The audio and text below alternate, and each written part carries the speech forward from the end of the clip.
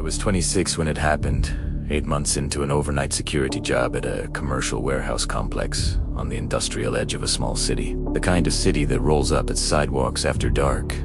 No nightlife, no foot traffic, just empty streets and the occasional semi-rumbling past on the highway overpass.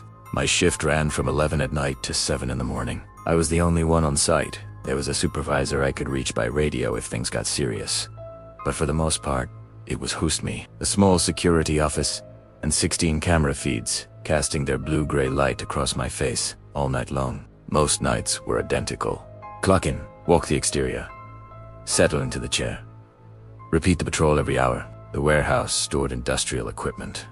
Bulk materials, nothing that would get anyone killed over it. It was a quiet, forgettable job, and I liked it that way. The night, everything changed, started like all the others.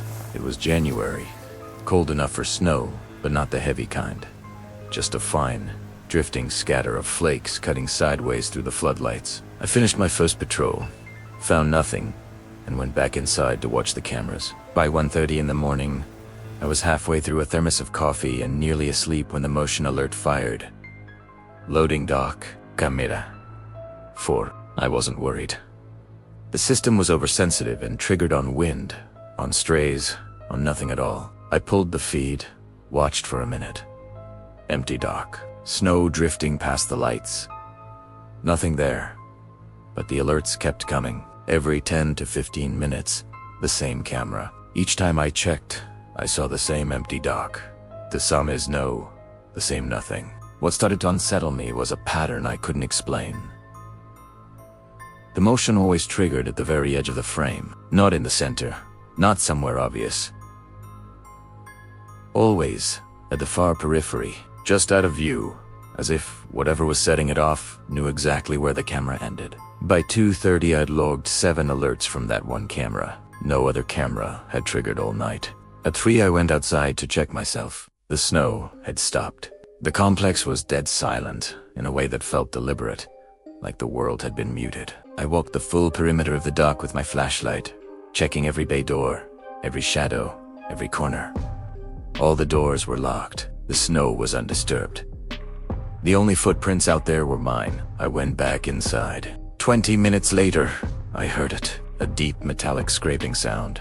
Something heavy being dragged across concrete somewhere deep inside the building. I swept through the interior camera feeds immediately. 6 aisles, 6 empty frames. Nothing. I convinced myself it was the building settling, or wind finding a gap in the roof, or any of the dozen explanations I'd already rehearsed in my head. An hour after that, it came again, louder. This time, the dragging sound. Then a sharp, resonant bang, something striking one of the interior doors, hard enough that I felt it more than heard it. I cycled through the cameras again. Feeds 1 through 5. Clear. Feed 6. 3 seconds of black. A crackle of static. Then the image returned. But the angle was wrong, only by a few degrees. Barely noticeable. But I knew that camera. I'd stared at it for 8 months.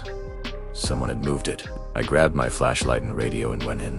The interior of that warehouse was enormous. 80,000 square feet of industrial shelving, arranged in long, parallel aisles that seemed to narrow the deeper you went. During the day, it was loud and bright and ordinary. At night, the overheads dimmed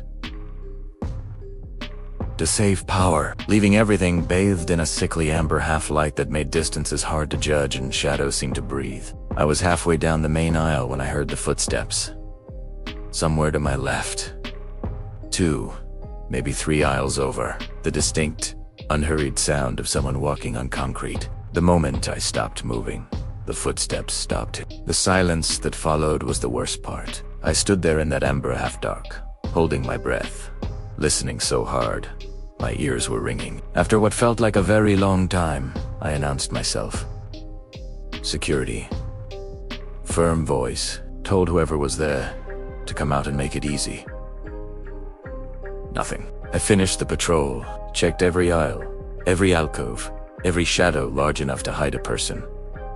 Found no one, but I knew with a certainty that sat cold and heavy in my chest that I was not alone in that building. The rest of the shift passed without another sound, which somehow made it worse. By the time my supervisor arrived at 7, I was exhausted and rattled in a way I couldn't quite put into words. I filed a full report. Maintenance ran an inspection. They found nothing. No signs of entry. No explanation for the moved camera. No footprints. I could tell no one really believed me. I stayed in that job for another few months, but I never worked a quiet shift again. Every motion alert made my stomach drop. Every creak of the building made me look up from the cameras. Some nights I still find myself thinking about that amber half light and the footsteps that stopped exactly when mine did.